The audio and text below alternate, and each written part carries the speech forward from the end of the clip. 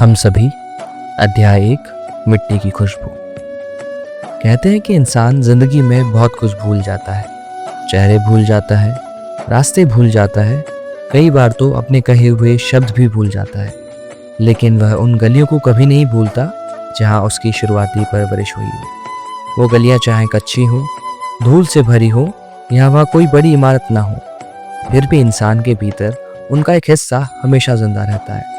शायद इसलिए क्योंकि वहीं से उसकी शुरुआत हुई होती है। मेरा नाम नितिन विश्वकर्मा है और अगर सच कहूँ तो मेरी कहानी भी उन्हीं गलियों से शुरू होती है।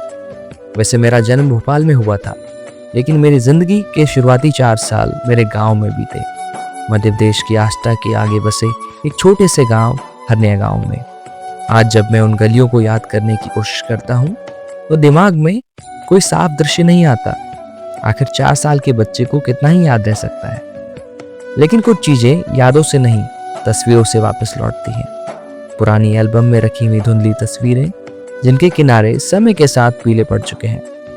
कहीं किसी फोटो में मैं मिट्टी में बैठा दिखाई देता हूँ, तो कहीं किसी चारपाई पर लेटा हुआ हूँ, कहीं माँ की गोद में हूँ, तो कहीं पिताजी की उंगली पकड़कर खड़ा हुआ हूँ। और जब उन तस्वीरों को ध्यान से देखता हूँ तो ऐसा लगता है कि जैसे ये सब कल की तो बात है।